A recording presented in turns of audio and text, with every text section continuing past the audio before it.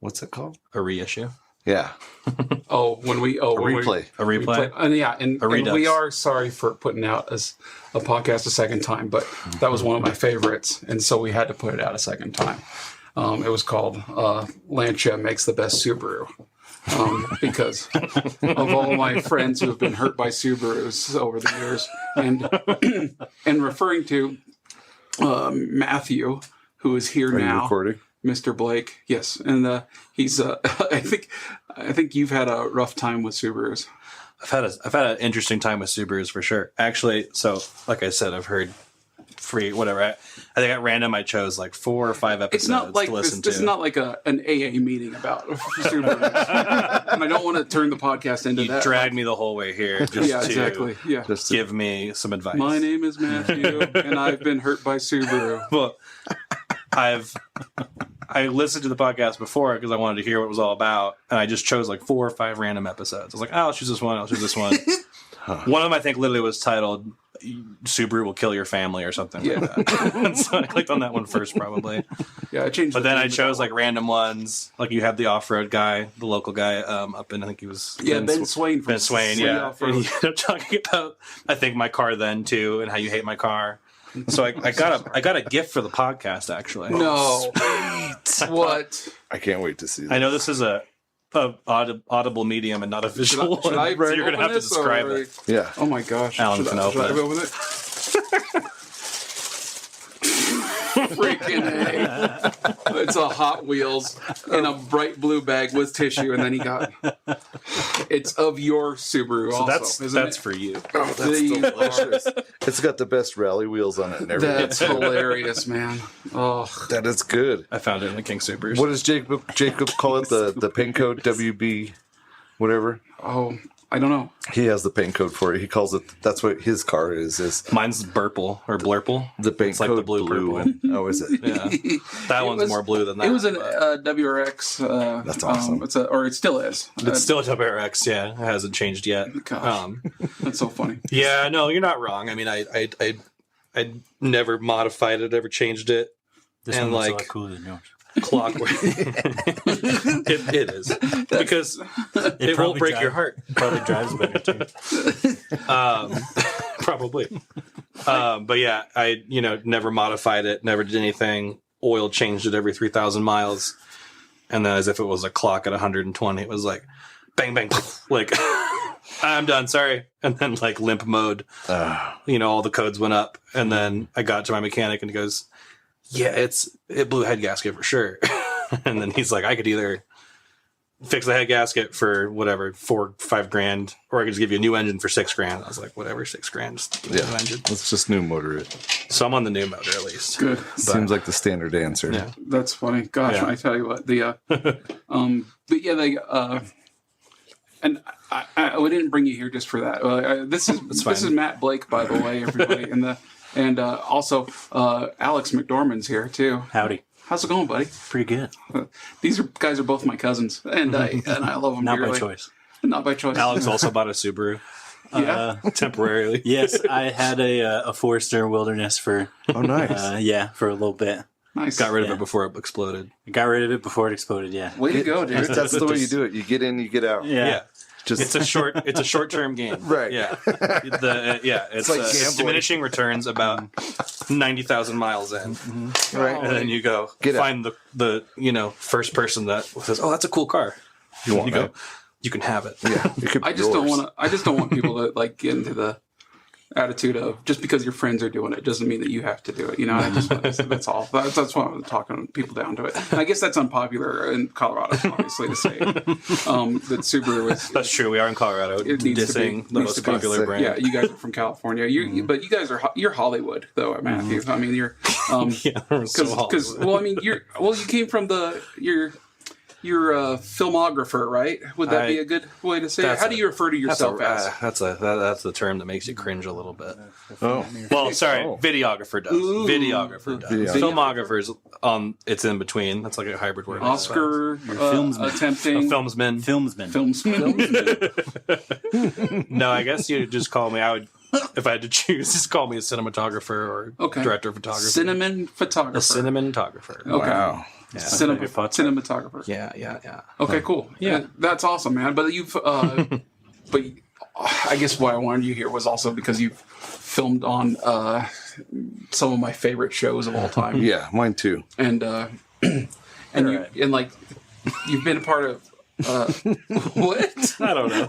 They're all right. I've showed him, and he's like, he's on his phone within 5 minutes. He's like, I'm like, dude, I did this shot, and he's just like, oh yeah, ADHD, and then man. on the phone. You're the reason why I subscribed to Motor Trend. I tell you what, but also R.I.P. yeah. Well, Motor Trend app is the whole app done? I think it's done. I don't know. They migrated over to HBO Max. Or Yeah, Now so I guess Max. they're on HBO. I guess it's like half RAP. Okay. It's So rest they're in kind Max. of merged in Right. because you used to filmography, cinnamon filmography with Dirt Every Video Day, Man. Dirt Every Day. like the power, was a show. not the Power Tour, but Just because they're not good shows doesn't mean they can't be my favorite. Well, That's one of my you know, favorite Dirt shows. Every Day in particular, like, there's a huge following for that show. Yeah. The annoying thing was I ended up having to get my own like Motor Trend subscription. You didn't like get one just because you'd worked for them or What? anything. So Well, I was yeah, paying same. for it because I wanted to see Same. my stuff. I was like, oh, I want to see what I shot. Right. And I was looking at like, the forums and stuff. So yeah, Dirt Every Day was one, and Head to Head was the other show I worked on actually first. And like when I bought the app or I started subscribing to the app, they slowly just started peeling away shows, including all the ones I was on. okay. Right. And then I was just like looking at like Reddit or the forums, and they're all like, "What are they doing? Like this is like these Yeah. are my favorite shows. It's the whole reason I pay for this app." Yeah. But Greg, you were on Motor Trend app Yeah. too because I was on Bitch and Rides Bitch and Rides Oh, because yeah. you're because of the school. Kindig involved. And But stuff. we still had to pay for the subscription. the subscription. Yeah. They sent us the one episode that we were on on a flash drive. A floppy disk. So we had to share it or Yeah. copy it or whatever. so Yeah. funny. And then, but we couldn't Max. do it, and we couldn't actually show anybody else until the air date. So, but that's Yeah. that's common, right? But Yeah. we still like, hey, look, check it out. Look at this clip. Here's the 3 seconds I'm on. Have the MP4. Right. That's hilarious. Yeah. No, yeah, but I worked on Dirt Every Day, Head to Head. I did an episode of Holiday Hoopty Challenge. Nice. Was fun. I think I stood in on an episode of Hot Rod Garage once. I saw you have the poster over there in Yeah. the corner. Thanks to Lincoln Tech. Yeah. And yeah, I'm trying to think. And then like a lot of like the branded content. So like random like one-off commercials or Because stuff like that. just as you're not only a Motor Trend cinematographer. You're what else do you? Because you run around. You're with He's out. In-N-Out Burgers. It's ADHD. Same thing. Can we call you Cinnamon and Sugar? That'll work for me. You start your own no. podcast. Is that my new nickname? Cinnamon is your new nickname. Oh boy. But you film music videos and commercials and a bunch of stuff. I mean, like Yeah. what? Does it? I know that like your connection with Alex is also that. I don't know if you know this, but you're cousins with Alex. We found out earlier in life. If you go up It was a shock. if you go up the family tree, we're still processing. just a couple of notches, then you're related. But but the This is a sentimental both- podcast. both worked for In-N-Out Burger too, which is also kind of hot rod and stuff too. So Yeah, there's definitely some crossover there, which is pretty fun. I ended up working at like the Pomona Raceway every once in a while because In-N-Out bought it. And In-N-Out bought Pomona Raceway. yeah, I don't know how that works. Like if it's like they own it for a year or something, so they have their name on it. You might be able to speak to that more. Like purchased they the buy naming stadiums? rights. So yeah, it's now the In-N-Out Burger like Pomona drag strip. Right. So we just have the naming rights, the property and Yeah. everything's still owned by the NHRA. Yeah. But Oh, yeah. In-N-Out's Right. plastered everywhere. Right. And what then I they- do with In-N-Out is IT stuff. So when we have the big events, they have all of our cookout trucks there. Yeah. So I do the IT stuff for the trucks. Cool. But yeah, I get to hear them go by Feel it in your chest. What do they Smell call it? the The smells. nitrogen Smell the or smells, the yeah. what's the fuel? The nitro. The Nitro, nitro. funny cars. Funny cars. Nitro method. They're not so funny when you're standing next to them. Oh yeah, Good that God. burns. That Rip burns your face off. That's insane, dude. And of course, no one warns you the first time you do it. It's like, oh, I have to have ear protection. What ear protection? Oh, you should have a face mask on or something. Yeah, full face Eye respirator. protection. Yeah. Because oh man, those in particular too. Like, I've been around a lot of other loud and smelly cars or whatever, but nothing like those. Those suck. That's like when you're insane. working next to them, because they just like you burn your nostril, everything. If you have to breathe it all when it goes by, you're like choking. Yeah, it's incredible. If you're a car guy, if it's in your blood, then you have to go to a drag race and see the nitro cars. And I don't know how those guys are standing there. Just I like don't know it's how they're nothing. working on it. Little earplugs in, and it's like, And the old timers don't. They're just like, I lost my hearing. They're just like, Oh gosh, yeah, and it probably makes your life a lot better, peaceful. I can just hear that one loud, just to hear, just hearing tinnitus. that constant. But you don't hear any, anybody. and else all you hear is the complaining. tune of the motor. It's running right. Yeah, it's running Yeah. right. Yeah. I can hear it. No, Can you? Yeah, you got it. Yeah, unbolt the header so I can hear it idle. Yeah, but I mean, it's wild because they had no reaction or whatever. Those guys on the line standing next to the Christmas tree, and then flames are shooting out at them, and 1,500 horsepower per car is shooting down next to them. It's amazing. 15,000 horsepower. 15,000, right? Yeah, They're like it's insane. because they can't dyno them because it would break any dyno, but it's kind of an Blow up the estimated building. Yeah, it's an estimated number. thing. But yeah, Dual to go- magnetos to burn all the fuel because it's whatever 8 gallons per mile. That's so crazy. And they To only burn do that much liquid that quickly is why it hurts your face when it drives by. insanity. Yeah, and God bless Bandamere Speedway, but like going up there and seeing seeing jet cars at night. And it was one of the best things ever. Even though they're not the fastest down the thing, the experience of jet engined dragsters is incredible, especially when the lights are out and it's wham and it lights up and it's fire and you can feel the heat and everything else and Yeah. it shoots down. It's like I don't There's a know. whole lot that goes with that. The sounds, the smells, the everything. It's such an emotional ride, especially if you're into it. I don't know if you were the most tofu eating green person in the world, then I think it could convert you. Or do quite the opposite. honestly. Right. Maybe. Oh yeah, this is what's wrong with it. Stand firmer on your beliefs. Maybe. But yeah, I mean, I don't know. It's just so fun. It feels like a sacred ground kind of a thing going there. But when they're really shooting down, What's the funnest cinematographer you've ever done, Sugar? You have to finish that with sugar for some reason. Man, that was. I probably should have queued myself up for that question. Yeah. When that was coming. I don't know. I have so many I have questions a video about of my cat, if that's what you're asking. If you're We did asking shoot an me. incredible shot of Zero today. Okay, yeah, It was great. yeah, my cat That Zero. cat's amazing. Yeah.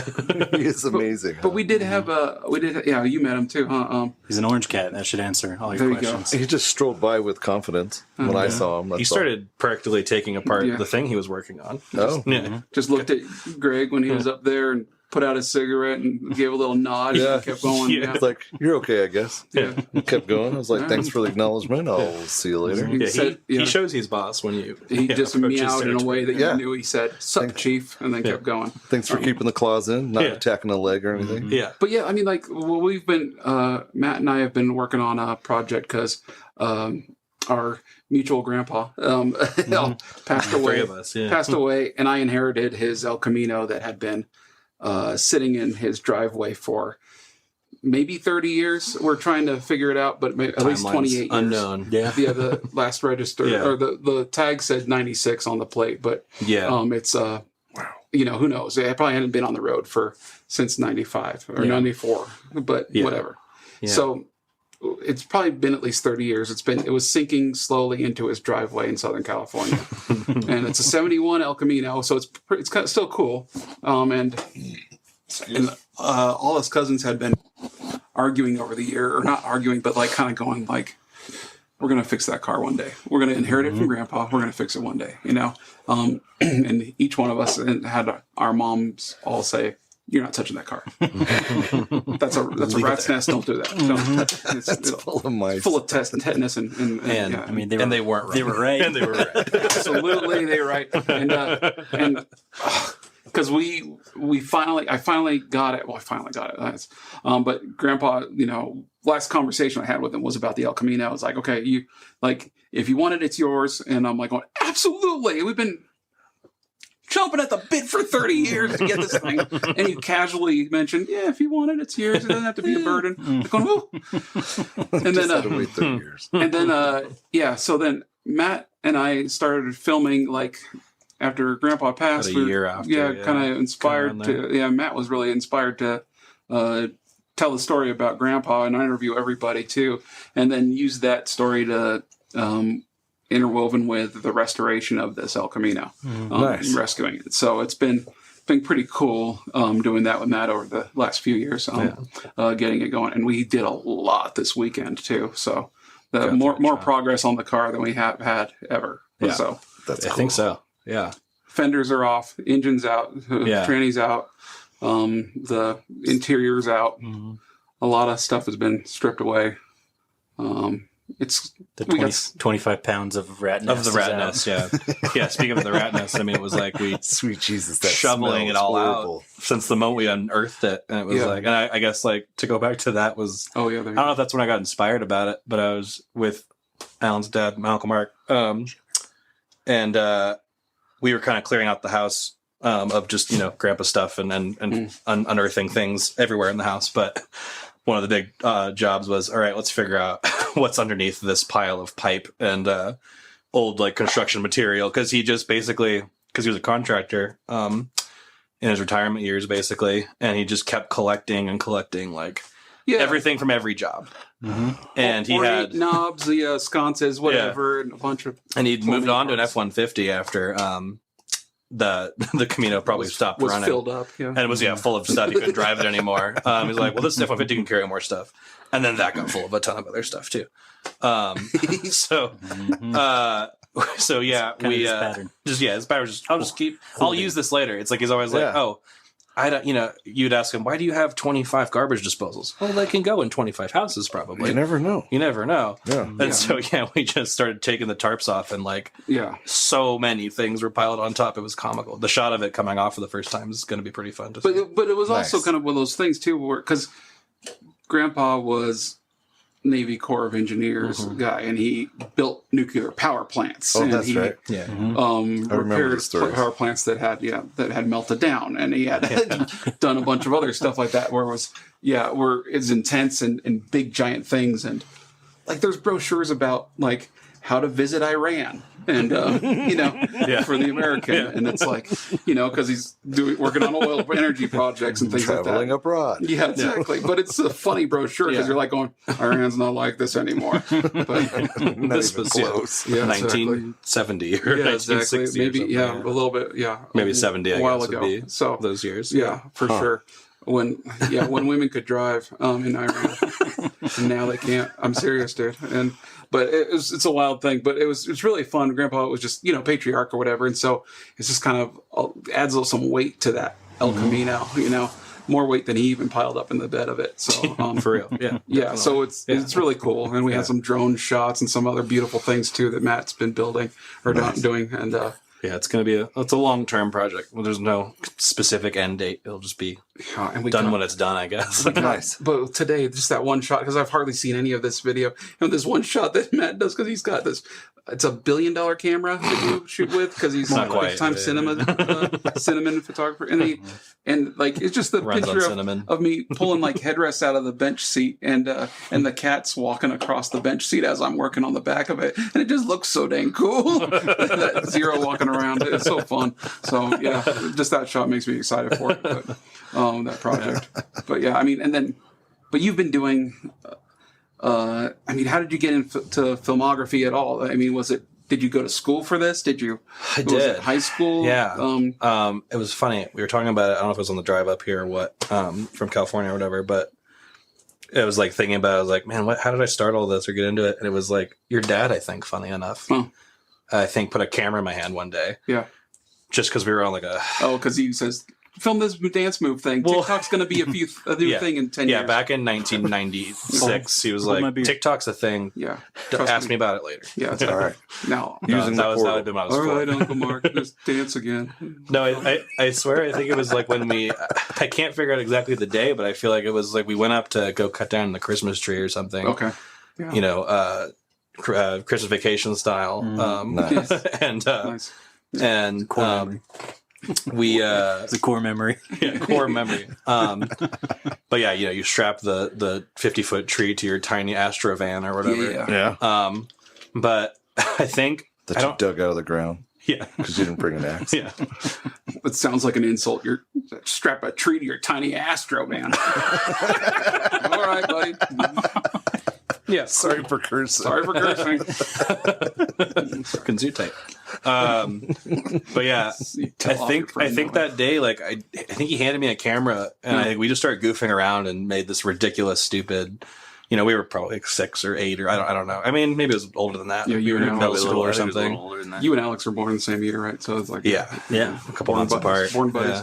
Yeah. And I was like, that was kind of fun. And then like I think a month later or something, I had to turn in a project for, it was middle school because it was 6th grade. That's why. And I had to turn a project, or I had to do a speech for a project. I had to present on a topic. And I was like, I don't want to do a speech. I was like, I don't want to be in front of people. I don't want to do anything public speaking. Make a video. I wanted to make a video. So I made this video about my brother. My brother Ryan, he's autistic. He's great. And I wanted to introduce my 6th grade class to what it was like living with him and stuff. Nice. And what our lives were like. And so I was like, that camera thing was cool. Let me try to just film this instead.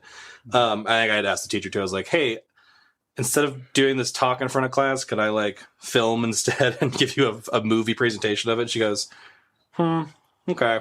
You still have to talk for 5 minutes though. I was like, all right, fine. I met her in the middle. It's a compromise. But hey, if she said no entirely, this may never happen. So like at least she said yes to. She set the course then. Yeah, she set the course, I guess, between all these little events that happened. But yeah, so I ended up making this film about my brother and this little documentary about him, and then used iMovie for the first time, which was actually an incredible editor back in the day. It was like better than like we ended up with like Final Cut.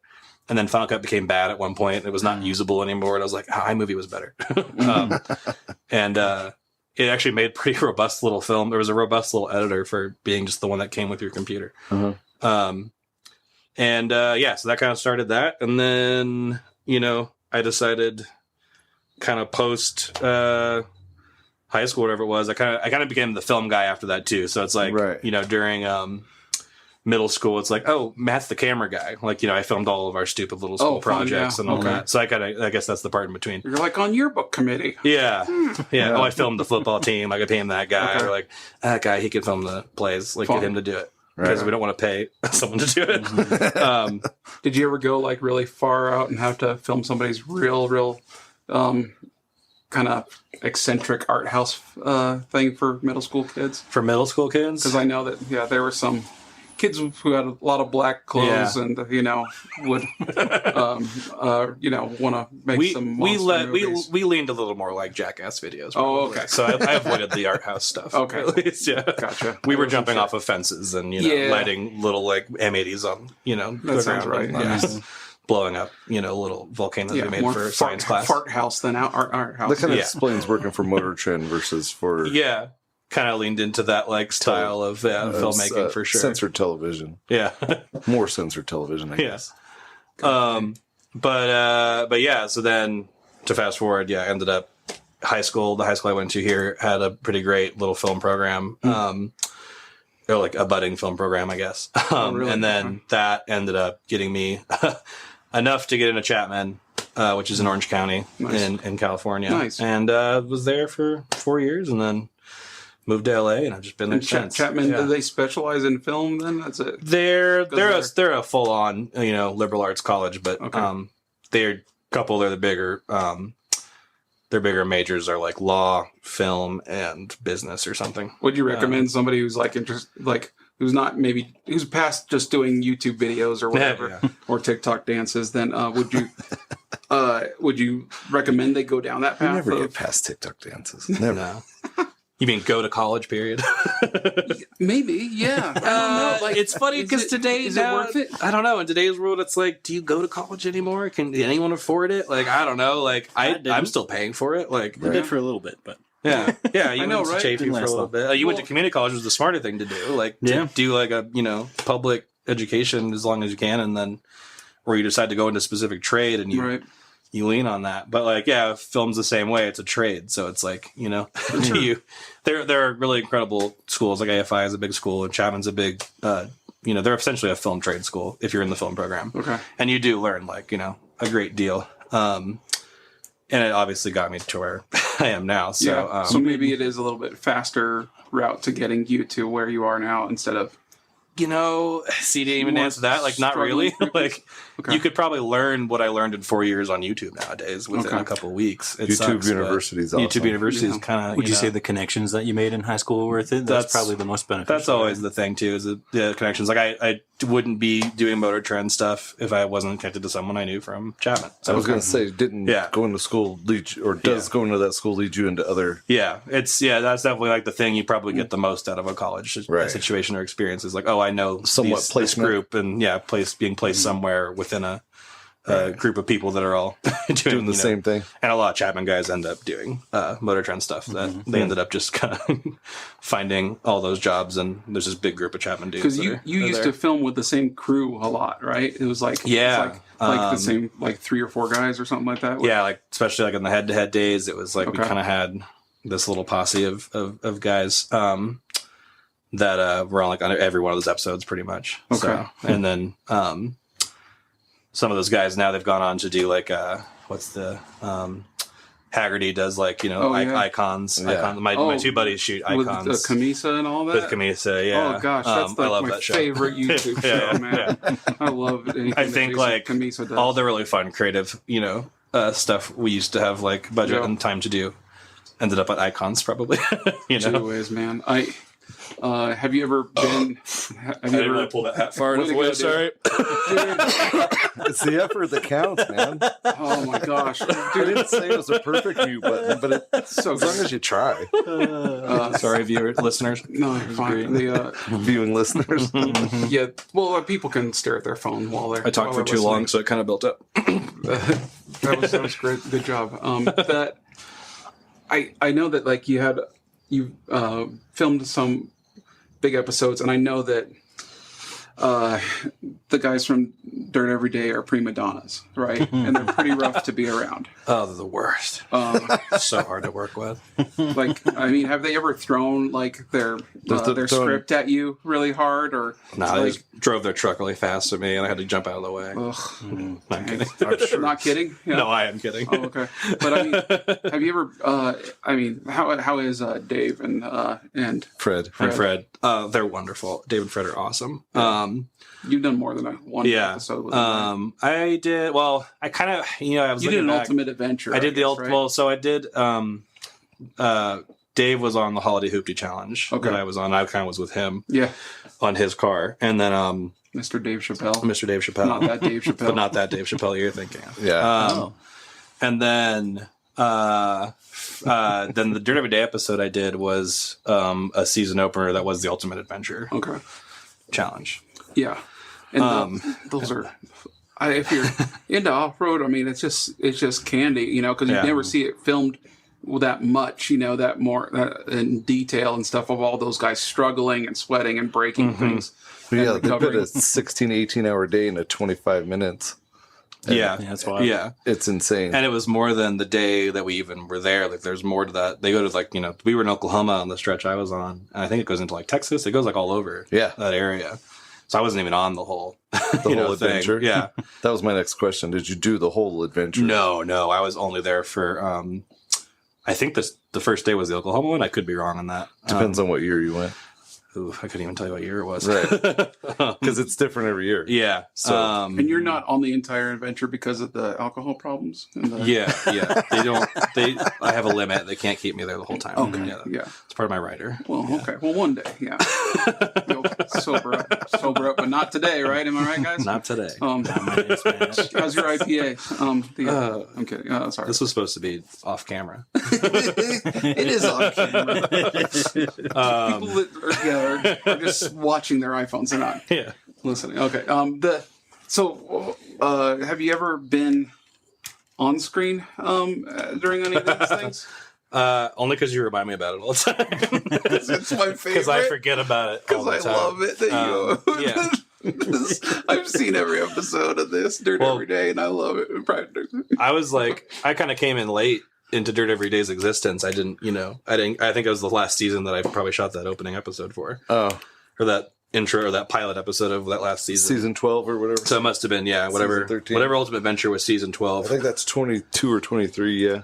Sounds like 22, I think, in my head. But it was funny. I mean, I was kind of working with buddies I'd known from other shoots, part of that same kind of crew that we all know each other. And the guy that brought me on, the director, his name is Kramig. He kind of has all the cases and all the gear and equipment and stuff. And we're like, in the parking lot, like prepping camera and stuff. And I'm starting to notice as I'm like there for the first couple hours, I'm like, a lot of this like pink Yeti looking thing on like these stickers are on every case. And I was like, I think it's just their logo for the thing. I'm like, what is the pink Yeti thing? I don't know what that is. And then finally at the end of the shoot, I was like, or the end of our day or our first off-road day, or whatever, I was like, so what's the deal with the pink Yeti? Is like, what is that, like an inside joke thing? Or like, why is that the logo for the show? And he goes, let me tell you. And then he just hands me a box, and I opened the box, and there's just the suit in the box. And I was like, oh. He's like, you want to wear it? And I was like, oh, okay. So, I end up being the Yeti at the end of the Nice of that episode. It's always like 1 or 2 seconds, maybe. Yeah, 3. he's just the Easter egg in the background. Yeah, Yeah, they never mention it. I love that. I never gag. address it. Apparently, never he acknowledge it at all. Walks through the background, Yeah. and it's the end of the episode. Yeah. That's pretty fun. It's so good. And but like that was the one that they did the Isuzu pickup truck, like the Isuzu like box van cab. Oh yeah, That's a fun truck episode. that My was buddy, going through off-road stuff. That was really fun. yeah. Yeah. In the dunes and all that. Yeah, exactly. Yeah. Do you remember the name of that episode? I don't remember. Actually. No, I just know my buddy You that should shot look it. it up. Yeah, I exactly. don't remember the name of the episode. But yeah, if you're a fan of the show, then you would know it. Every time they went to the dunes, it was okay, except for when they took the Dodge Dakota and it just broke immediately. And that happens too. Like it's funny on these episodes that you shoot. It's like it's either going to be a day where you're just grinding and getting a bajillion shots and you're out of time. You're always out of time, Right? or it's just a grinding halt and you're just hurrying up and waiting and nothing happens. And you're just sitting there, and then maybe the show's just all right. You're going home. You're paid for the day, and then we're done for the week. We'll come back later. Interesting. That happens more often than not, especially with automotive stuff. It's like, oh, this dyno day was booked on the 14th. Whoever can't do it, we're gonna do it next month. It's like, okay, so the schedule is always flexible. Dang, buddy. Interesting. Are you like schlepping gear then? I mean, like you're handheld out of the thing? Or have you been in? Yeah. You have to sit in the cars with these guys, or what is it? Yeah, I mean, you're pretty involved, especially on a show like Dirt Every Day. Yeah, You're just I kind of imagine part a of little bit more, the deal. I was probably given a pretty light episode because there's episodes where they go off into like the wilderness and the Northwest, and and they're gone for and icing. Oh gosh, literally gone for days, being tortured. Yeah. and you're camping, like you're just out on the ground with a sleeping bag. I'm like, I cross the line at having to work and camp. I like camping by itself. I like working. That's funny. But I need a hotel. I don't want to be having to work. And then, cool, at the end of the day, I get to go pitch a tent and and then don't have a hot shower. Wake up exhausted and work again. You wake up exhausted. Camping's intense. Yeah, it's hard living homeless. Got him. It's hard living homeless. I'm distracted by my cousin's Sorry. Yeah. goofy humor. The more I hang out with Sugar, the more I realize our humor is the same. And both of us together What's the age difference between you? You two are the same age, but he's... Yeah, I'm about like 10 years older than you guys, I think. And, but maybe 11 years older. Yeah. I see. Mm-hmm. But, yeah. I have a cousin that's 3 months younger than me. I'm April, she's July, and she's more like a sister than anything. I'm April. Well, He's I'm January, so yeah, opposite side. so Nice. on the opposite. Yeah, Yeah. But yeah, I've viewed him more of a brother more than anything. yeah, She's the shit. yeah. And all I have to do is one slightly wrong or out of cue thing, and she's all over it, calling me out on it, Nothing slides. making me feel good as a human I being. mean, when we were younger, we were at each other's throats. Oh yeah. But as brothers do, yeah. because when you're that close, growing up in age, Yeah. and hanging out all the time, you any little thing you do to get at each other. Yeah, she got the Nintendo remote to the forehead one day. Woo. Yeah. Tink. Yeah, Blood. I was in trouble. Probably deserved it. But you guys have smoothed it out since last week.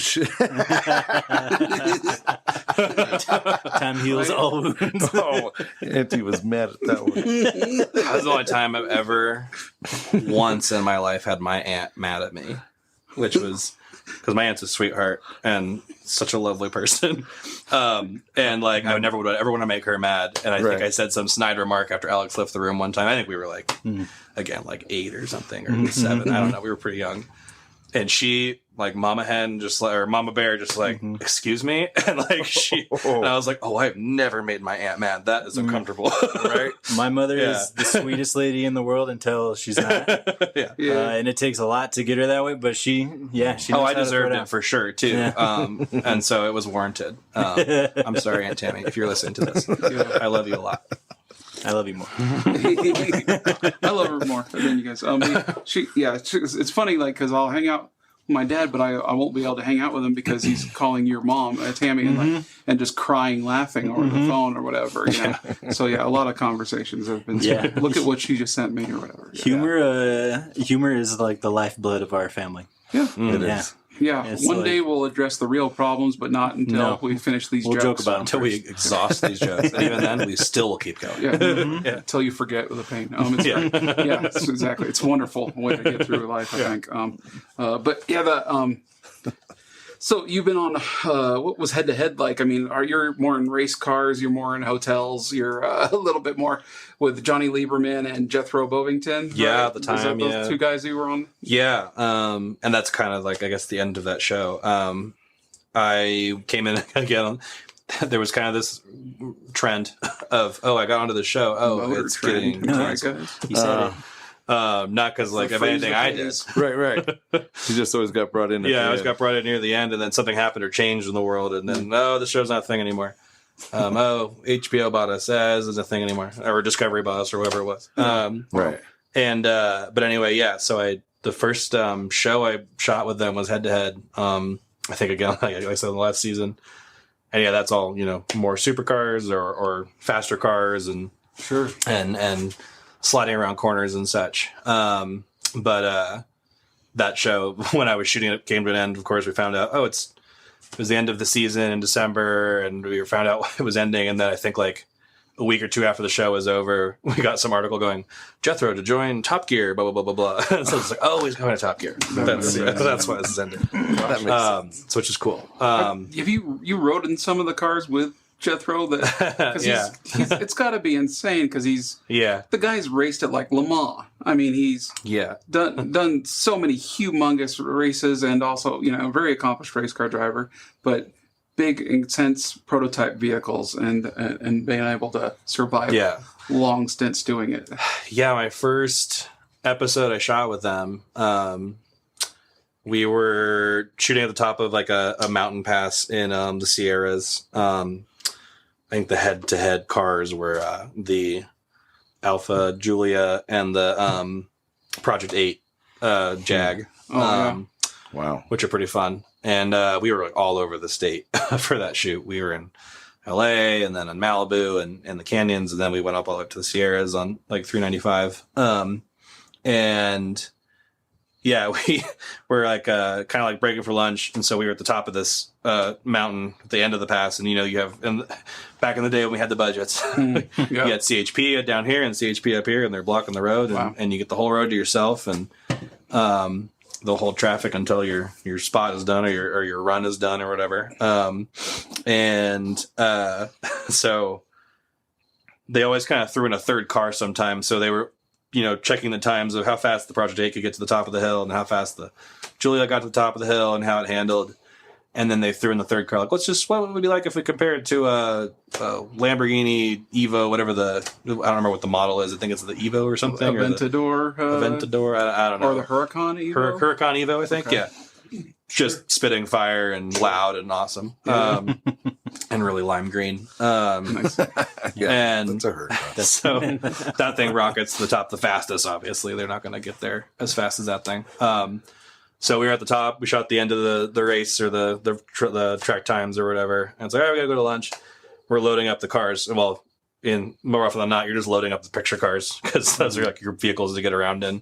Plus like one van, which gets full of all the gear and other crew. So literally, I'm like kind of like gathering my stuff and I'm walking back to all the cars and I'm kind of like last in line. And my buddy, the director, he goes, "Hey, Rolf, you just want to ride down with Jethro?" And I was like, "Sure." And he's going down in the Lambo. And I was like, cool. He's like, "Yeah, I'll take your camera. I'll take everything. You just get in there." And I was like, okay. All right. Cool. Can I call my mom first? Yeah, I was like, do I have to like write a list? Do I should need sign to make a will? Or, yeah, I have a will. And call my lawyer. Is this how a lot of people die? Just one more run. Yeah, just one more run. Let's just get back down to the bottom and we're done. Before lunch, yeah. And of course, sure enough, everyone's getting in cars, getting in line. They're taking like the convoy down. And so then there's just Jethro and I were just kind of sitting there and chatting for like 10 minutes or whatever. Not even 10, like, I don't know, 5 or 6 minutes. Right. And so yeah, I just let him get ahead. Just have a little more space in front of us because CHP is still holding the road. So Right. might as well just wait. Yeah, let's have some fun. Okay, cool. And 6 minutes goes up and I was like, I'm going to just keep this conversation going as long as I can before he leaves. I was like, all right, let's go. I was like, oh boy. And you speak fluent British? Fluent British. You can understand him? We could fully communicate. It was pretty cool. Wow. Yeah. That's some training. You learned that in Chapman College too? I'd like to say I did, but no, I picked it up on the streets. Whoa. Nice. I know. Dang. Self-taught. Street British. That's even better. That's tough. That's tough talk right there. Yeah. Way to go, dude. But yeah, I pull out my camera. I'm like, I'm either going to die or it's going to be really cool to film this. And Yeah, dude. might as well get it on camera. So It's either going to be Faces of Death. yeah. Yeah, right. And within the Or my first final like words. yeah. Okay, here's my last will. I have 10 seconds or 0.5 seconds to say this. Yeah. We were going so fast that I couldn't even hold the camera up. It was just like, oh, I'm in the window now. Right. But I was super nervous at first, like, just death grip, holding on to everything I can. And he's just talking calmly, like, yeah, this car really, like, just, it really, it hits these turns. Blah, like, he's like talking about jargon about the car. Yeah. Just chatting about the weather, basically, like having a really casual conversation. Nothing new or Meanwhile, I'm looking at, like, I'm trying to, like, peek over at, like, what the speed is. And it's like, oh, we're flying at that, curb that says, oh, take it 20. And he's, like, going, like, 75 or 80 and like full speed at it. But after like 3 or 4 turns, you go, oh man, this thing's got grip. Like it's, not, he knows what he's doing. He knows where the limits are, I guess. And every little like patch of sand I saw, I was like, that's death. Oh, that could be death. Oh, we hit the patch of sand. We're going to slide. Yeah. But no, we drove down pretty damn fast and it was awesome. But it only lasted about, I want to say, like 20 seconds because we caught up with the crew, like, I think, 20 seconds. Sat there for 8 minutes. Yeah, we sat there, I think, for 8 to 10 minutes, and then just got up to them within 10. And we still had to drive, like, half of the way down still. So, in the convoy thing. That yeah. sucks. But yeah, he was just ripping on that thing. And you could just tell I've done this. Like, he does it, like, brushing his teeth. Like, it's insane how.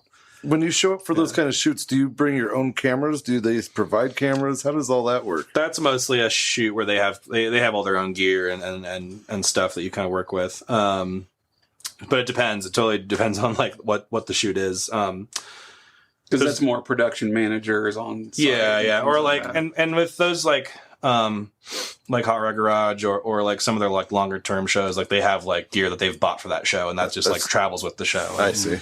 Dirt Every Day had a lot of gear that traveled with the show. Part of their expense of the show for the year and stuff. Yeah. Okay. And on that one, and a lot of time, like the director or DP also owns the gear, and like they've just brought it onto the show, and they're providing it to the show too. So on that one, I was just cam hopping and using their equipment. But, but yeah, that was the first one I did for them, and it was a wild ride. That's awesome, dude. I mean, How's Johnny Lieberman to hang out with? Is he? Just curious. I mean, because I've heard him on so many podcasts, and also, I don't know. Does he ever talk about me? Because I also, you guys have like comment wars and stuff, right? I do. I've said some stuff on Instagram. He replies to you. What? Does he reply to you snidely? Yeah, he does in a very snide way. Yes. Exactly. Yeah. No, Johnny is fun. I don't remember him talking about that ever. I do like him, but Talking to Johnny Lieberman. Yeah. just on Instagram. That's all. Well, I follow both of them, so I see the comments like, "Ooh, oh, sugar, stop." That's funny. That's funny. I didn't know that. You know he's not going to give you an answer you want to hear. No, that's funny. That's hilarious.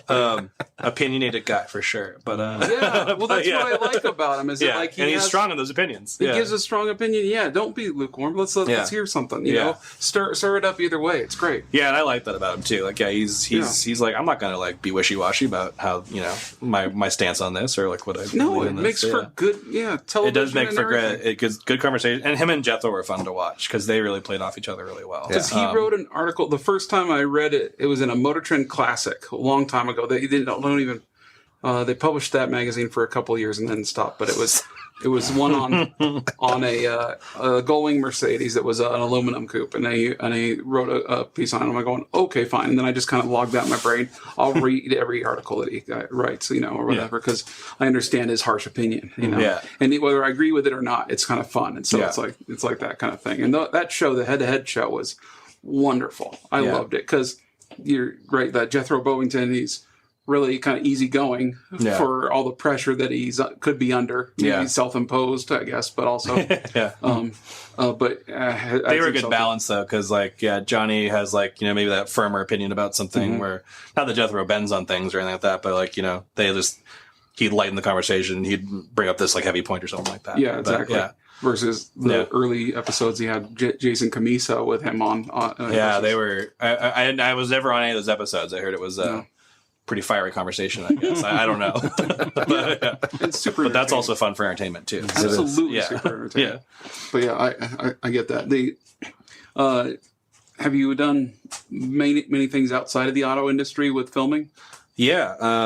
It's not all been auto stuff. It's been music videos and a lot of commercial stuff, mostly one-off commercials for. You had one music video where you did have some pretty choice cars going through the desert, though. So I guess I'll go back to your first question. What was the most fun I ever had?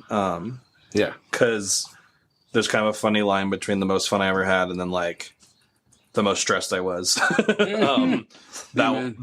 That one was kind of a bit of both for whatever, I guess that can happen. Sometimes those go hand in hand. Sometimes they go hand in hand. The stress makes it that much more fun, if you will. When the stress is over, then and it's really rewarding because we did it. It's all good. I don't have to be stressed anymore. Now I'm having fun. And that one was cool. Yeah, we we're shooting for a band called Flasher. Okay. A music video. They're a punk band. They're probably not a punk band. I don't know. I don't know genres of music very well. I think they're alternative punk. There's a lot of music people that are screaming at me right now. Right. Most notably my music industry friends. And and then my girlfriend, the director, Camille, who's probably they're punk, dude. Why you question? My girlfriend directed that one, which was fun because I got to work with her. But yeah, also it was our production. It wasn't Motor Trend's overseeing this or such and such is hosting this shoot. It's we are, we have a relationship with the band and we are kind of running the ship. So it was a lot of moving parts to handle.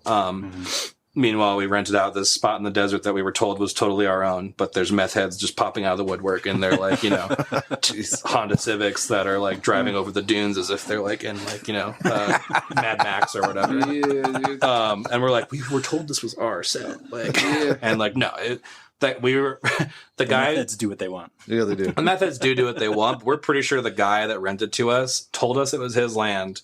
But I think it's just BLM land that he rents. 2 people for money. That's hilarious. I have no problem letting him up on this podcast. Wow. Because he put us in danger. And he sucks. And I don't remember his name. We'll put it in the comments. I don't know. Do not rent from this guy. As far as I'm concerned, you have no name. We were literally we kind of had I'll get back to what the cars were in a second. Okay. We had our cars at the starting line. They're about to start this race for this. The 2 band members are going to race each other in the desert. And so we're kind of shooting the starting line sequence, and we just had our dog with us. We're out in the middle of nowhere, like we'll just have her, hang with us. So she's just like sitting kind of behind, camera and like in the road, but we own the road, so we weren't thinking, oh, someone's gonna pop out of nowhere. Yeah. Right.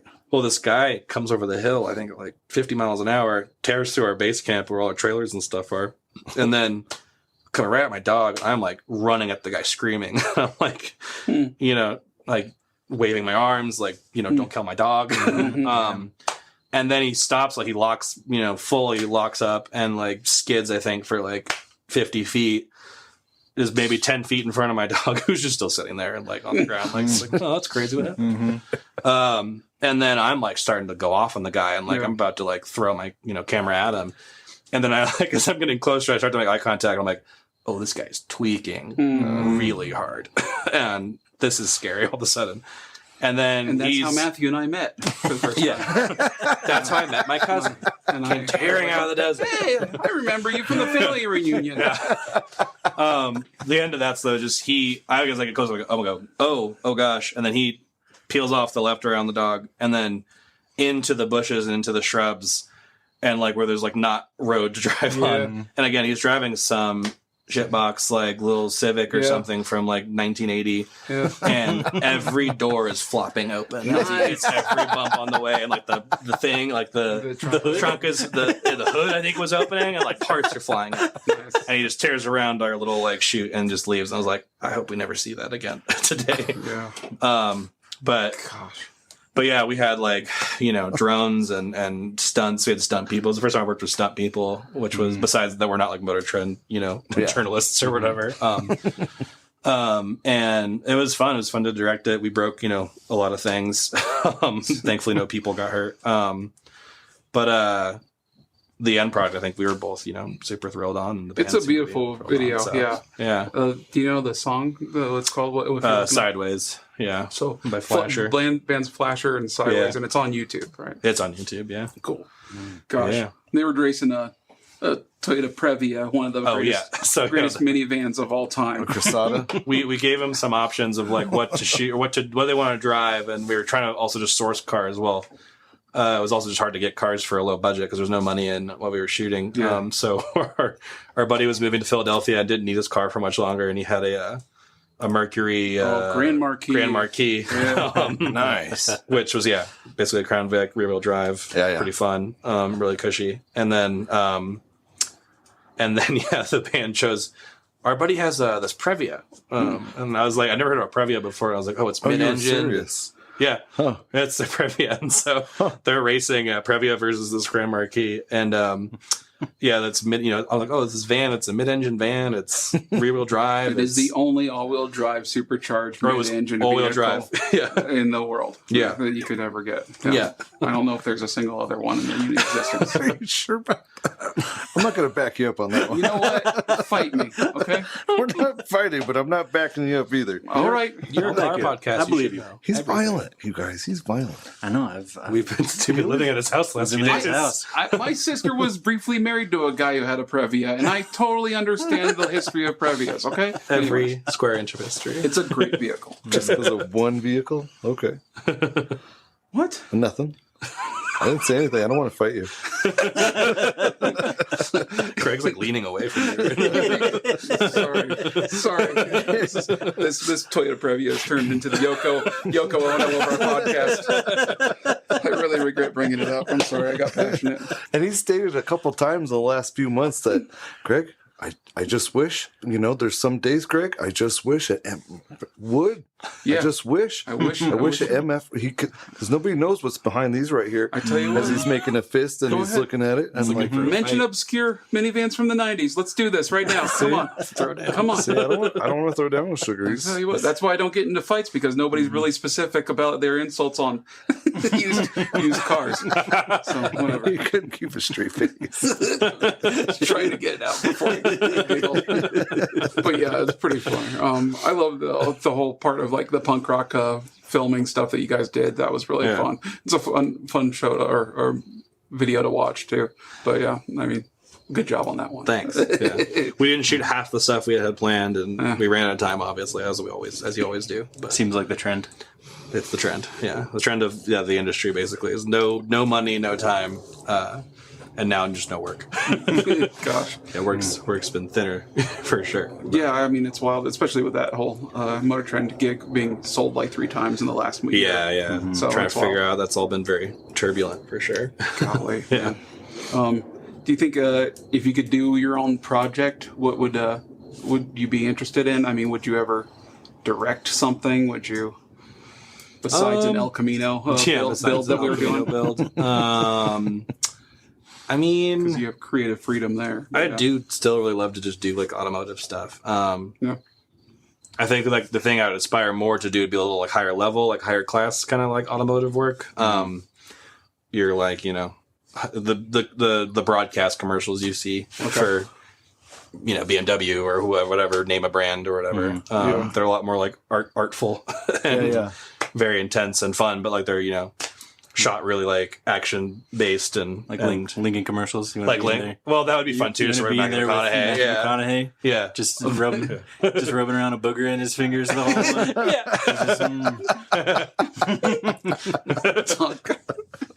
Have you seen those commercials? I love those commercials. He's just, I swear, he's just rubbing just a little booger ball. Yeah. While he's talking to himself. This is his resting face. Is just doing this.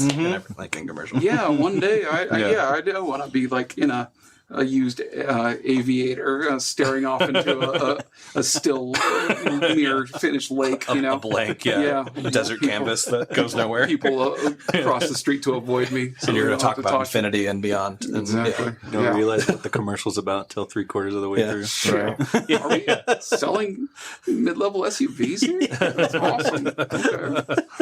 Okay. But yeah, no, it'd be fun to just continue to shoot automotive stuff, but with a little more thoughtfulness, I guess, would be the word I would use. What's your go-to gear stuff? I mean, when you film your own stuff, I mean, what do you've had one camera for a while, but I mean, that you kind of adapted and built, but I mean, I have that camera because all the Motor Trend stuff is kind of shot on Canons, pretty much. Okay, so this is a Canon? A Canon brand camera, it's a Canon event. It's a Canon event, Canon sponsored. But yeah, it's like they shoot on C300. The camera I bought is a C70, which is like a little baby version of that, basically. Okay. And it's just good for like documentary work and good for being outside, inside when you're moving quickly. And it's definitely good for, because like, the Motor Trend stuff kind of leans a little more reality TV more often than not. So you need to have a camera can be, the crap beaten out of it, but also can do audio and do be more versatile when you have to be running and gunning. What kind of, so let's say somebody was starting out with it. What would you say? Go grab this kind of camera, or grab what's available. There's a lot of let's say I have a Viewmaster. What can I get done with that? You could do an interpretive, gallery of some kind. Exactly. Yeah, you got to get the pictures into the Viewmaster, but you'll need a camera for that part. I get these subjects to pose for me, but it doesn't look the same on the end of the film. Yeah. Well. No, I think today it's everything's really accessible when it comes to equipment. More than it was, even 2 years ago. And especially back when I was in college, it was kind of funny in college, Canon came out with this DSLR that also shot video. Yeah. It was the 5D Mark III or Mark II. I think it was a Mark II. And it was a more accessible camera that actually looked really good. Yeah, not a lot of people can handle 5Ds. But you, sir. Only us college kids back then. Congratulations. Yeah. But that was that was the access. What? That was the access. Yeah, if you have access to it, that's great. No judgment. Oh gosh. What's the? I didn't even finish the answer to the question. I know. But you have the camera that you would you recommend at an entry level? I mean, let's say they got. I don't know. What's an entry level camera I guess to answer that or to bring those together. It's like nowadays, like back then in college for me it was the 5D. Yeah. Today there's like, you know, a bajillion Sonys, like A7s or whatever, that are at a decent price point. Or there's even Fujifilm cameras that are anything again like photo cameras that also shoot video that are at a good price point. Anything to avoid? I don't know. Don't just shoot everything on GoPro, I guess, or your phone. But I mean, like, and I wouldn't say you're going to go anywhere shooting on your phone, but like, you know, you can still create art with an iPhone. Like, it's the thing that's already in your pocket. And if you have an eye for something, it's, you know, accessible to you. Sure. So it's a general rule of thumb, like buy the best thing that you can afford. Yeah. I mean, that's kind of the general rule of thumb for like tools and stuff too, right? Yeah. Yeah. Like buy the best tool that you can afford is going to Girlfriends. And eventually, you know, your work's going to speak for itself. What? You buy girlfriends? buy the best girlfriend you can the best afford. you can afford to hang out with. I didn't say nothing, man. Let's move on to the next subject. Does he usually ask the questions, or do you ask the questions usually? Yes. Yes. Sorry. No, I'm just kind of interested in like I like hearing the art and I like hearing the gear part of your to be like nerdy about like gear that I would say like, oh, this shoots a great image. Do you have a brand that you stand behind? Because like like I mean, Canon, most people in my position want to shoot on like an RE or like an Alexa. That's kind of been the thing that, you know, everyone wants to shoot on. And like Sony's making really good cameras now that like the Venice is a really popular one. And like I own that Canon C70. I also own a Red Komodo, which shoots a little more higher quality of an image than that even. And that's what I'd bring on to like a more commercial type shoot. And that Komodo is not a very, you know, by cinema camera standards, it's a pretty affordable camera. So that's like another like piece of like, oh, if you can just save your money for, you know, a few years or hopefully less, you can afford. Well, by the time you save it for years, the new Komodo will be out, and you don't want to buy that old one. But it'll be more expensive. It's like going to the Snap-on truck versus Harbor Freight. Yeah, it's something in the middle there. Yeah, you're getting, and that's probably the better answer to his question is like buy something in the middle. Don't buy like the crappiest thing. Go buy a good tool, but maybe it's not the best tool. SNK then. Yeah, I always consider Harbor.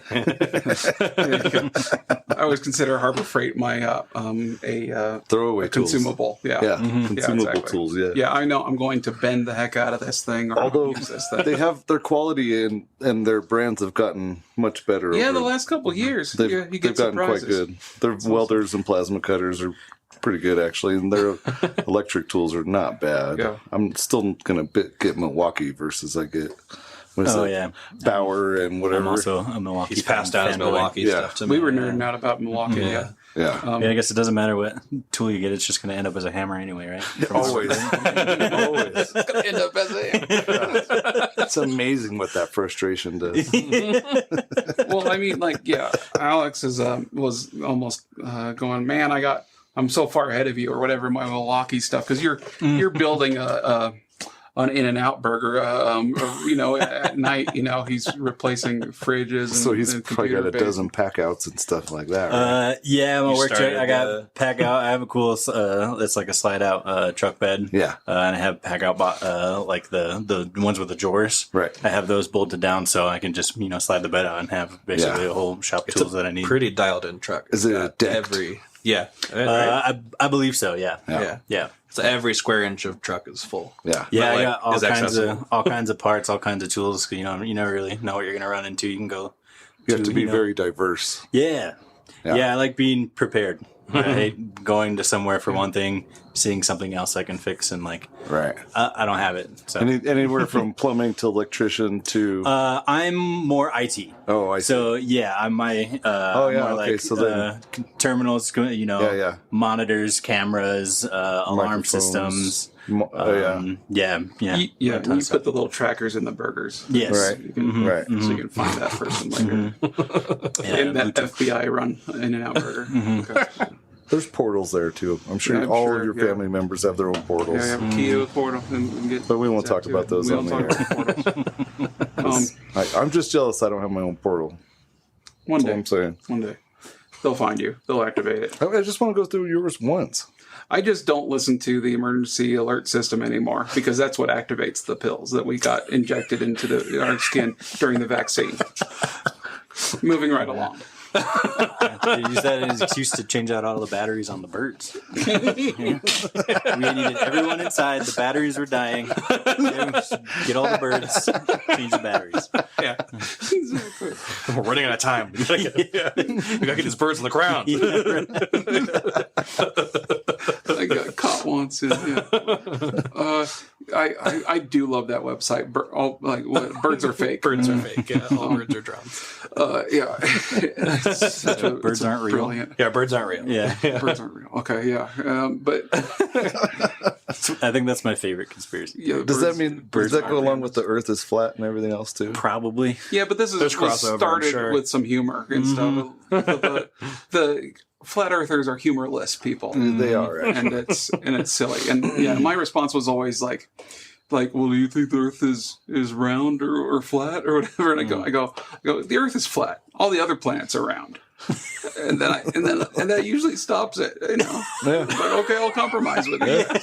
Right? Yeah, Meet in the middle. Yeah. Earth is flat, and all the other ones are round. Yeah, like you can see the moon, and everybody goes, "Oh, it's a disc." It's like, no, that's round. Everybody knows that's round, but the Earth is flat. Totally fine. Yeah. It's weird. It's a flat disc. Totally fine. Time is a flat circle. See, on the back of a turtle flying through the universe. That's something McConaughey would say. Yeah, that'll sell a Lincoln. That's what. Time is a turtle. Time is a turtle? Yeah. Did you say eternal? No, I said a flat circle. On a turtle. Time is a turtle. When we're riding on the back of it, one step at a time in a circle. And birds aren't real. Yes. Yeah. Jeez, I learned a lot in this podcast. It's pretty awesome, and thanks to our Echo Boost navigator. I wonder what's the next thing that you think you well, if you had creative no real holds barred. I guess a blank canvas is probably some of the worst thing for an artist to be given. Yeah. But it's like you wanted some boundaries to bounce against to film something. It'd be something automotive. Yeah, it'd just be something automotive. It would be. Are there any opportunities in is it YouTube kind of a thing? Channels? I mean, you think that might be the next thing to pursue? I mean, YouTube kind of already has their channels like you have your Donut Medias and your and Haggerty's now carving out its kind of role of taking that car journalism to that kind of newer, more fun through an insurance company. Can you believe it? Yeah, isn't that wild? Out there insuring just really expensive classic cars. I know. But yeah, I mean, it's probably someone likes my work, and then some agencies hired me, and such and such from whatever high level, Lincoln's calling, they want you to shoot the next Lincoln commercial. Right. And you have $5 billion. Go. Nice. I think just having the budget, and I guess especially where I'm at in my career now, it's been tough because the industry's just slowed down so much. Last year we had the writers' strikes, and that just kind of made everything come to a halt, and then a lot of people left California because they can't afford to live there. There's no work, and but yeah, now we have our current IATSE negotiations and stuff going on, and that seems to be at least going forward because everyone's I can't be out of work again for another 6 months or 7 months.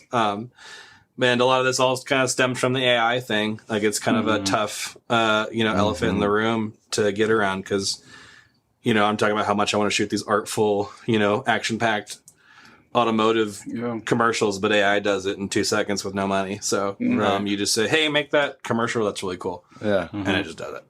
And I guess if someone has a derivative idea, because AI is just a very powerful aggregator anyway. So art's just kind of in a weird place right now. It's there's going to be a long time where we're trying to figure out, do we still make art? Do we still pursue these things or pay for them? Because the biggest thing is no one's going to want to pay for them, right? Right. Something for nothing always. Audi or whoever, $1 billion, whatever automotive company is we could just do that commercial, in-house and type it in. You'll literally phone it in. Yeah. For the Super Bowl. Doesn't sound too bad. It sounds a little cheaper. Yeah. It's their overhead is paying for the ad time on the Super Bowl. Yeah, exactly. That's all I had to pay for.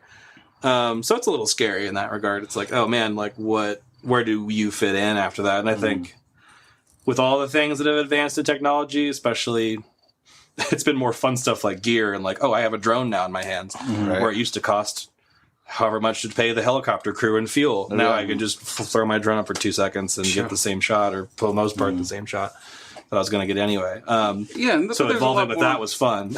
And that did create a different industry too, because now it changed, because then you like put a bunch of helicopter pilots out of work or less work, maybe. But now there's a lot more drone pilots than there ever was helicopter pilots, right? Probably. I mean, who knows? I mean, there's still a lot of like time and place where helicopters needed. It makes way more sense.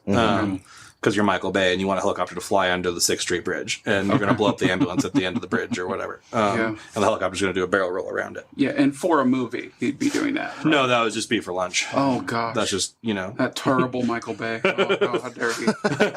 So many people injured. And it seems like the AI is getting into the art form of music and every kind of everything, art form. It's not just video. It's coming for us. It's coming for everybody. It's not just cinematography. We listened to AI SpongeBob music on the way here. You know what?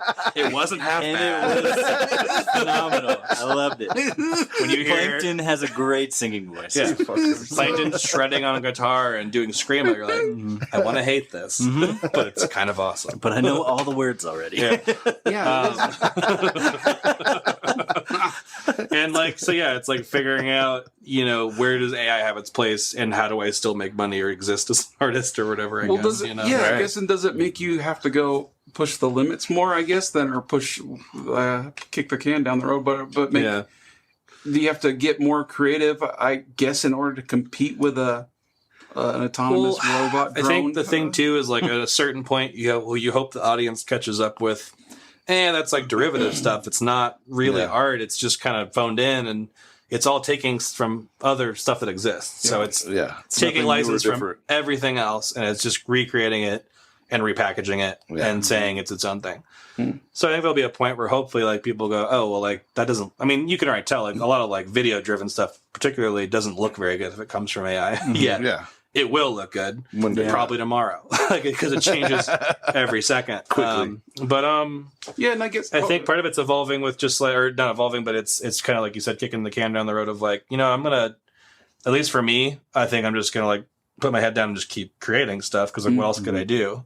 Smart. And hopefully my work still speaks for itself enough to, a brand that has some more integrity goes, no, we'll do this for real. We'll definitely, pay for this, or we want this to be a real feeling thing with real actors and real cars and real stuff. So because there has been like a trend in the ether of just things are repackaged. There's no new movies out. They're just sequels.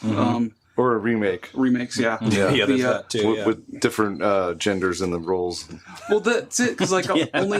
it's like how many... Now it's a female bad guy. It was Disney's like announcement or whatever was, there wasn't a single thing that they announced that wasn't a sequel. Or a remake. Yeah, because it was like, whatever, the Lilo and Stitch, but it's live action. Snow White, but it's recast as, and then, I'm not even going to go there. And then they had, and then like Tron 4 and a new Avengers thing, So it's Avengers 3. Something like that. The Incredibles 3. Incredibles 2. Yeah, Incredibles 3. Yeah. So it's nothing was Despicable 4. New. Yeah, Moana 2 or whatever. Yeah. More Moanas. How many times can you write the same story, though? Seriously, all those stories are the same. And they just have different character names and yada yada. Yeah, to be fair, though, I'll watch every single Batman cartoon that comes out. Oh, whatever. for sure. Absolutely. Or whatever. I don't care. It was kind of a bummer. We have a mutual friend, my old roommate from college, works for Pixar, actually. Okay.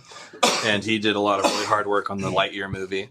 Oh, yeah. Which is, it was beautiful. It was gorgeous. It was really beautiful, right? Yes. It just came out the wrong time, and like it wasn't like people didn't go to theaters to see it or whatever it was, and but it was still like it was based on a character from a previous movie, but it was very much its own movie. Like it was fun. It was like, oh, it's his origin story as if he was like Luke Skywalker in Star Wars, and that's what the action figure was based off of. It was kind of cool. Right. Yeah, and they need to separate that more from the Toy Story stuff, because it's like. Because I don't get it because my brain's simple and I didn't understand. I'm like, well, it's not like the cartoon. It's different than the cartoon. Yeah. My cartoon was different than this one. Where's Woody? Where's Woody? Yeah, well, movies in Why the is there past, no talking pig? like when DVDs were a thing, With John Ratzenberger. they could kind of rely on that second influx of cash when DVDs were released. Yeah, like the home release or the video so release. it's not just all focused on just when it's in the theaters. Yeah. So they have to be like, yeah, if you're going to spend $20 million on a movie, you got to do $20 million in marketing, and you got to make 100 before you can even, like, on opening weekend to be able to pay for it. And that's a really daunting, task. So they got to just do the same stuff that's repeated that's been popular. Yeah. And like all the, little niche movies aren't really a super thing anymore. Well, and Cookie cutter then, huh? Yeah. And you think of the pace of stuff too. Like movies were paced in their delivery way better. Like you could, stack the, the VHSs you had from your childhood from 1990 to whatever to 2010 for us. Yeah.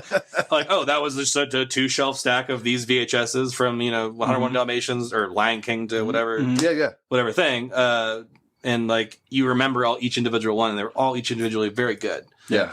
Now everyone has a streaming service. Oh wait, it's Tuesday. We only put out 25 things yesterday. We got to put out 55 more tomorrow. Right. And so like there's this bad, unfortunately, this bad nature, but cycle of like, oh, we have to just keep inundating the market with so many things every day. It doesn't matter how fresh or new it is. Yeah, and I think that's where, like for me personally, one that affects me the most and hurts the most is like Star Wars. Yeah. Like I don't need more Star Wars. I needed more good Star Wars. Yeah. And I liked it when actually just the movies were coming out every 2 years because I was like, all right, like this is a little fast. I would even be fine with it being a little farther, like every 5 years. Like why not? And if they just kept on like this, like, more slower pace of like, let's just make really good stuff slower. Now, how many different shows of Star Wars are there? Who knows? Who knows? Hundreds. There's Maybe thousands. So many characters, so many things. It's the Call of Duty method. A new Call of Duty game every year. It's the Madden thing. It's like every year we have to have a new game. Yeah. It's like, well, I mean, Madden makes sense. The roster changes every year, but like, but I mean, like Call of Duty, we don't need that every year. Call of Duty. You might have a new roster every year because loss. Yeah. Call of Duty because you just died. Okay, because all the previous men of duty are gone. So then how would you direct the perfect Star Wars? What would be the character? Don't ask me that question. I have one. At this point, I just and wouldn't then you can direct tell me if I'm wrong. Okay. But I think you could do it from Chewbacca's perspective. Okay. And then run everything that way. Yeah. And then all And the whole characters- movie is just. It would be easy to write. I really want a Darth Jar Jar movie. Darth Jar Jar. Darth Jar Jar Binks. Yeah. That's one of my favorite fan theories. The fan theory that he is the Dark Lord. Misa, your father. Yeah. Oh, no.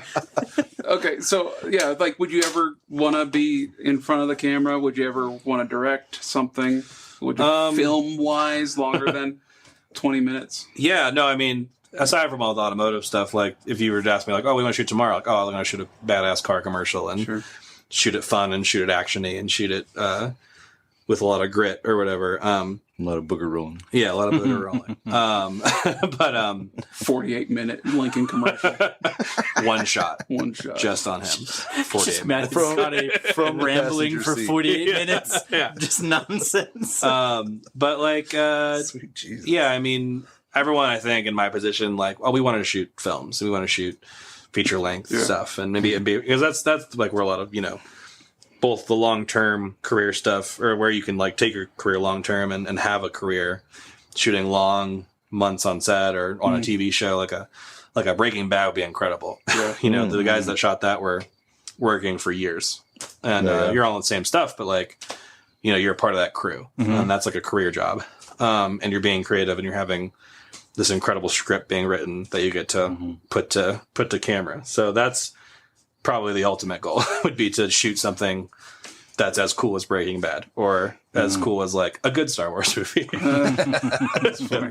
Yeah, for sure. I mean, I do like, it was funny how fast I was like, man, like, I'm at that age where like I could be shooting a Star Wars thing right now. Yeah. In those first couple of years, I was like, dang, if only I could figure out how to work my way into that. And now I'm like, they're just shooting so many of them. Like, is it even fun anymore? That's funny. Yeah. Oh, wow, that's a crazy perspective change. Yeah. Can we do a second Napoleon Dynamite then? That would be amazing. Yes. I'll shoot that. Lucky. Throw that script my way. $1 an hour. That movie holds up. This is It's like where 6 we just cents an hour. It's where we just quote as many lines from Napoleon Dynamite as That's we the can. rest of the scap. Yeah. Sign me up for that one. Yeah, well, as a filmmaker, as a cinnamon filmmaker, Cinematographer. do you have a favorite movie, one that you go back to? What's the movie that you've seen the most? I should say. Tombstone. Tombstone is great. I'll be your Huckleberry. No, and I won't say I have a favorite movie. Okay. I think a lot of filmmakers feel that way. They're like, nah, I won't name a favorite one. Okay. Because it's hard. Because I think Alex, what's your favorite movie? No, I'll tell you like Empire Strikes Back. I've seen Empire Strikes Back 5 million times. Right? Yeah, It's probably my favorite movie is Empire for Strikes sure. Back. It's a big one. Yeah, But if we I had to saw tell it in you, the theater. we here, saw it in too. the theater Yeah, recently. well, that the came out re-release at our local for the Alamo 25th theater. anniversary, or well, probably more than that, 50th anniversary or something. Yeah, but it was great. I never seen it in the theater. 45th, I think. It was 45th, yeah. Yeah, it was so fun. It was so cool to see it in the theater again. So yeah, sure, that's my favorite movie. But like, if you were to say, oh, but visually, I love No Country for Old Men, or Oh, yeah. like Skyfall's my favorite Bond movie. Yes. A lot of that stems from who shot it for both those movies. Maybe not the best Bond movie, but for me as a cinnamon, Yeah. Greg's an octopusy guy. In more ways than one, am I right? High fives, guys? Am I right? No high fives given. Just How so many people at what? home knew. Jeez, dude. You're a pervert. I am not a pervert. Yeah. I lend out innuendo and you guys interpret, okay? You guys are the one. If you giggle, you're a perv, okay?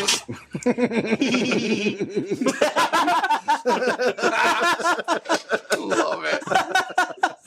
Thanks, Alex. That's how you combat it. Yeah.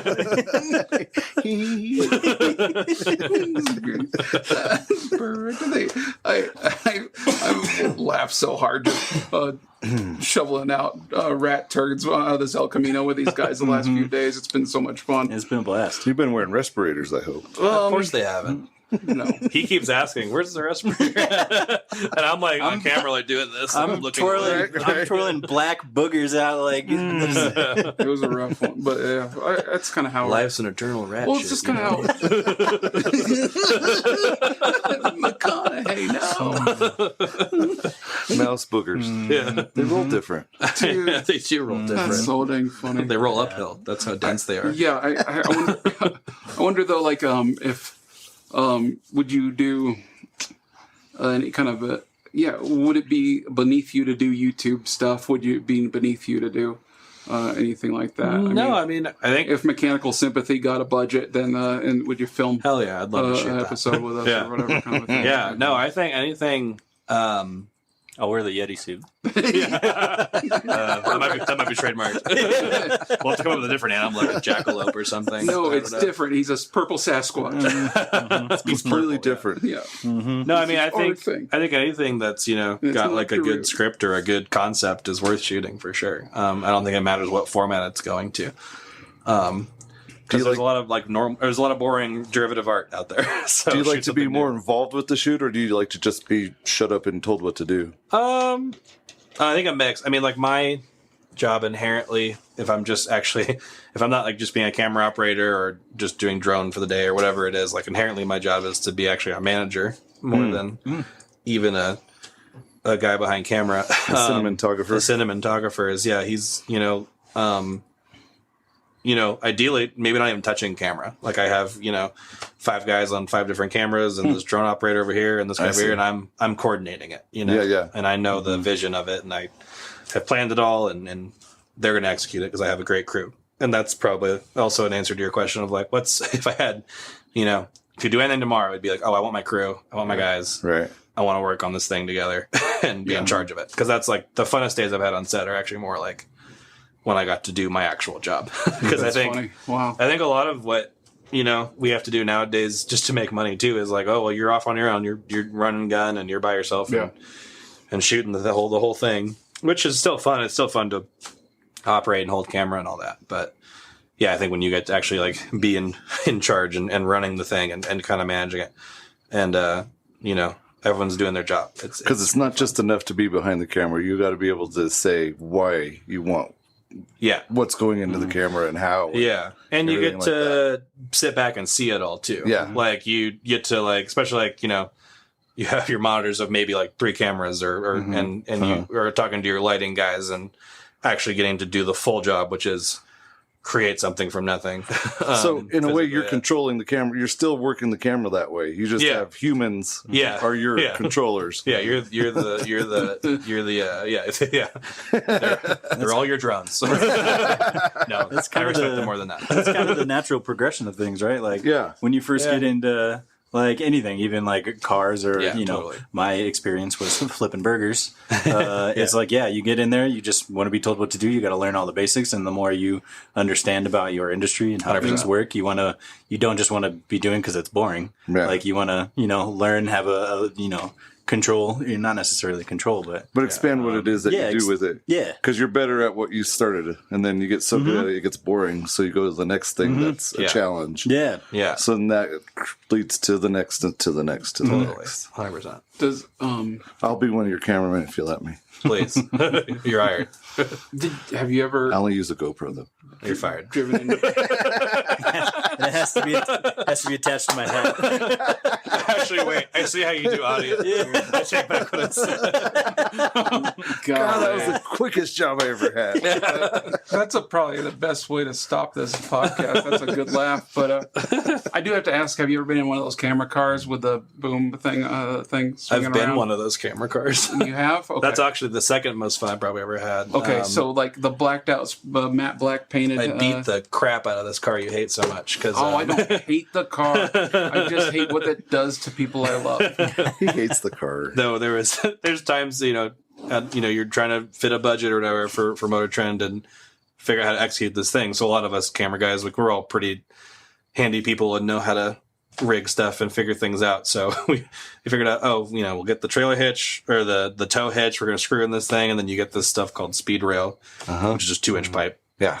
And it's like a little erector set and it has all the little fittings and you basically build a frame outside of the car. Yeah. And then, your nickname in high school was Speed Rail, wasn't it? Mm-hmm. That and 2-inch. That's just kind of, he's not going to let that one. He's not going to let that one slide.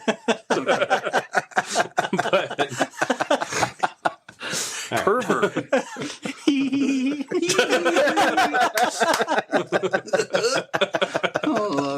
But He yeah, doesn't anyway. laugh that you've done that. Sorry, camera car. You put the rig on the back of the trailer. Yeah, hitch, yeah. you're driving. There's like you just build out. I've built out the Subaru a couple of times with all this framing basically, and then there's an arm that can grab onto. You put like a post off in the front and the post off in the back, and then you can do like chasing shots or leading shots. Cool. That's like the really stripped down version of doing it.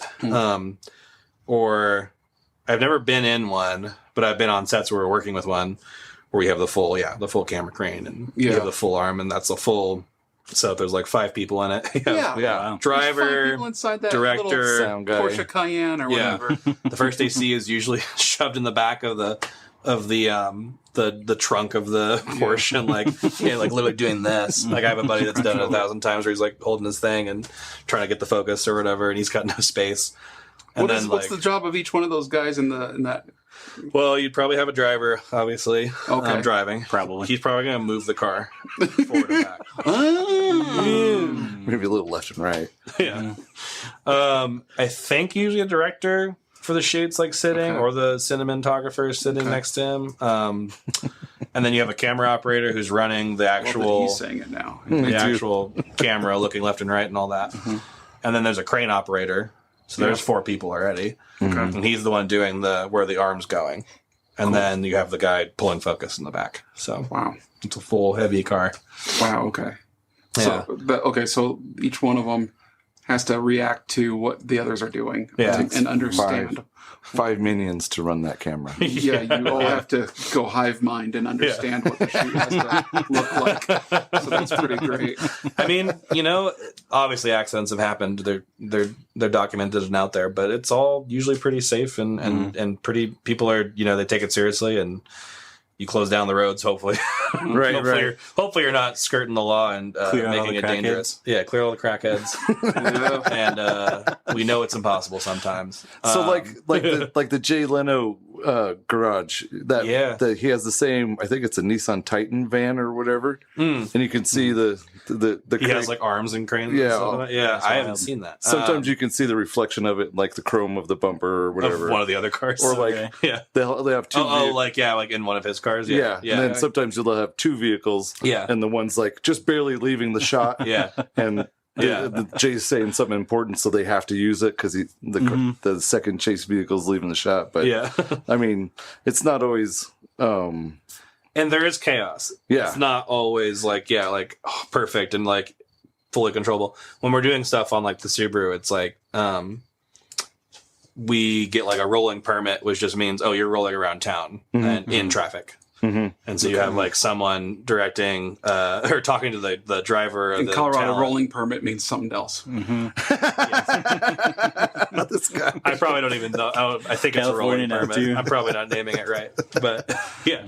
But it means you have permission to be in traffic, not stop it. You can be a part of it. You basically then you have to just treat traffic like you stay safe. Yeah, you're in traffic. All right, you're moving with it. Okay, you have some space. All right, blow by me or pass me. Mm-hmm. And you just can get pretty quick and easy shots that way. That's how we did it for one of the shows I shot, Lowrider. Like I shot the last episode of Lowrider when it was done. That's pretty cool. I didn't know that. Which was fun. Yeah, Lowrider. Well, it's called Lowrider Role Models. Yeah, it was like an online YouTube series. I remember seeing. But it was shot with a little more. I didn't know that you filmed that one. That's cool. Or maybe you did tell me, but yeah, that was interesting. Yeah. Greg and I both have an affinity for lowriders, even though you love lowriders. I do, and they're fun. That's no joke, and they're beautiful. It's no joke. I don't think I could own one, but once I get my McConaughey Lincoln, it might go through a rendition. Dude, I really want a 60 bubble top, full hydraulic, 13-inch chrome spokes, not gold, thank you. Chrome. But that's where I learned that you bang on chrome with that hammer. Yeah. Like I was like, oh my gosh, what are they doing? Like I had to talk to the director because he was a big lowrider guy, and I was less into him. I didn't know the ins and outs of how they worked, but he just has that weird like soft hammer that he's banging on that 3-spoked hub lock with or whatever you call it. Because they have spinner knockoffs. Yeah. And I was like, oh my gosh, he's banging on the chrome. He's like, no, it's fine. It's not going to scratch. I'm supposed to hit this. You're supposed to, like in some of the old owner's manuals of like the old 60s Corvettes, I remember reading one. It said like you had to go and tap your knockoffs every like 400 miles. Every fourth or fifth gas tank or something like that. It was it was a lot. Yeah. And you kept that brass hammer in the trunk. And some of them spun left and some of them spun right. Yeah. Because depending on which side of the vehicle, inertia wouldn't take them off. Right. Yeah. Yeah. It's so good. Interesting. That's how drone propellers work. They spin against the way that they lock or whatever. Okay. Smart. Yeah. Smart. Yeah. Good engineering. Yeah. I guess you've had to find that out the wrong way. Thankfully, no. I found out other things the wrong way with drones, but not to fly them in the house or the ground or into a power line. Oh, yeah, sounds explosive. Have you sparked one up? I want to see that video. I didn't roll. Damn! I just stopped rolling at the time I hit it. Here it comes. Here. Oh, it's over. No, I saw it. Maybe I was like stopping the shot I was doing, and then I was about to stop and turn around, and then I saw like the last second. I was like, "Is that a?" Oh, and then feed gone. Wow. Yeah. Oh, it is. It is. Thankfully, DJI gives you a way to find a map, and so I'm just trudging around some swamp trying to I know it's here, looking for a blinking light. Dang, Matt, that's awesome stuff, dude. You don't have like a website or anything like that people can look you up on this? Do we follow you on Instagram? You can do both. Matt J. Blake on Instagram and mattjblake.com. The website's under construction. Okay. I mean, it's there. It's just getting updated. And but on your Instagram, do you post stuff about some of the things that you filmed and things? You can check it out. the worst social media person, so sometimes. Okay. And not nearly as much as I should to be successful. But look up Same. look up Dirt Everyday episodes and find the one with the Isuzu off-roading. Look for the Pink Yeti in the background. Then you'll know what Matt looks like. It's a pretty accurate depiction. He looks like a pink Sasquatch. I did want to. I have to drag this thing out. Please, I want to tell one last story before, because I know we talked about it earlier. Drag it out. I just don't want to miss it. It was the Holiday Hoopty Challenge. Yeah. We can close on this, but just to go back to how great Dave Chappelle is. Very funny. He and Fred's great too. I had more time with Dave. But he's in the lowriders too. Dave or Fred? Dave, yeah. Pervert. Not that kind of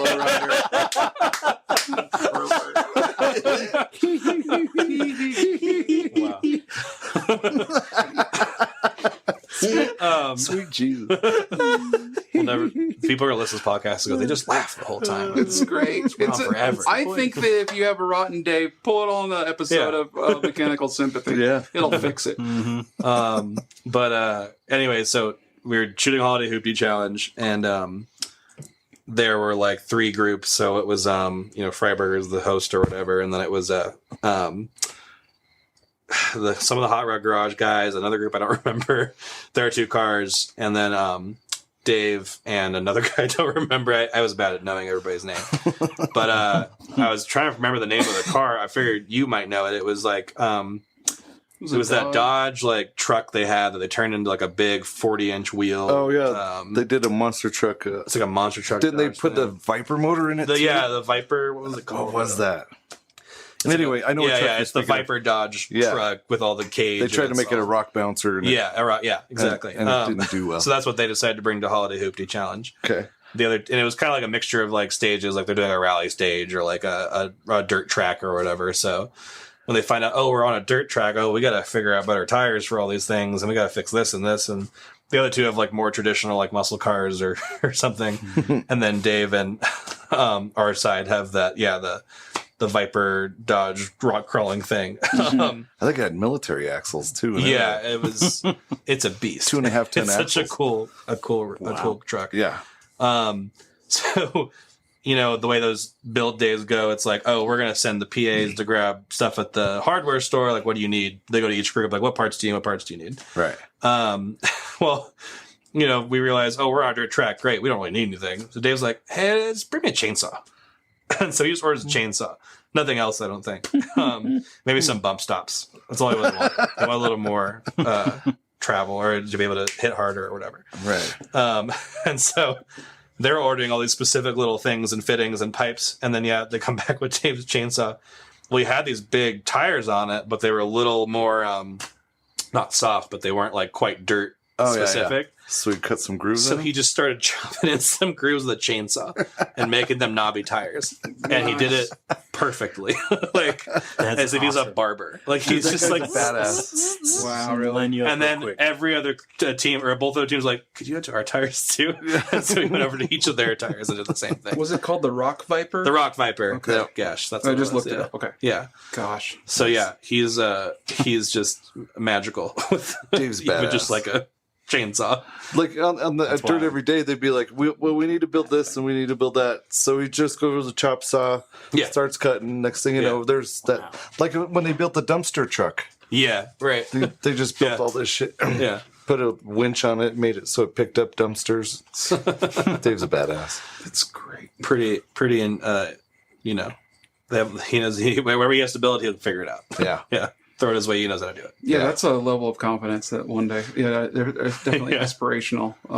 Just go in and because they failed so much, things break on them all the time. Oh yeah. Well, that was the best. And they survived it all. That was the best part about the off-road or the Ultimate Adventure. Yeah. You got a bunch of these like sponsored teams with these overland rigs, like these, probably $100,000 Jeep Gladiators or Chevy Colorados or whatever. Ultimate Adventure is it's heavy rock crawling. It's amazing. Bouncing off of stuff. The hardest trails in the U.S. Yeah. So Dave and Fred are just like, we have this, old, Ford 350 or 250 or whatever. Oh, yeah. And on pretty big tires. And we're fine. And Dave's so good at figuring out like which route to take and which line to follow. Yeah. Every other car was breaking down and like blowing, like, cracking axles and like blowing up stuff, like, throwing, breaking their suspension in half. Or their diff in half or whatever. Dave gets like where he caved in a bedside because he had to go around a rock and just right. All he did was cave in the bedside. Everybody else had failed U-joints, failed axle shafts, failed control arms. He's like, I don't need that. Just dent that. Just wrap around that tree is fine. Tape the taillight back in. Ready for another road day. Yeah. Golly, I can't do that. I'm too off-roading drives me nuts because I'm going to scratch my truck. Can't do it. I spent all this time buffing and painting. I bet you could take that F-150 off-roading because you don't like it anymore. It's done me wrong. Yeah. And maybe that would be it. So let's go trail Subaru engine in there? What? Is there a Subaru engine in there? It has. It's been infected. It was too close to mine sitting in my garage. Oh dear. You bought it from a Subaru owner. That's probably. Oh, that's probably. It all That's a good way. All right, moral of the story. Glad we got there. Gosh. Thanks so much for coming down, Matt. Yeah, nice to meet you guys. Alex, you're hilarious. Thank you so much again. I try. And like and subscribe. Like and subscribe. Do all the stupid things. Keep us going. And you guys can text us too through the description of the episodes if you like, and maybe be featured on the show. So thanks so much for listening. Yes. And we'll see you next week. See you next week.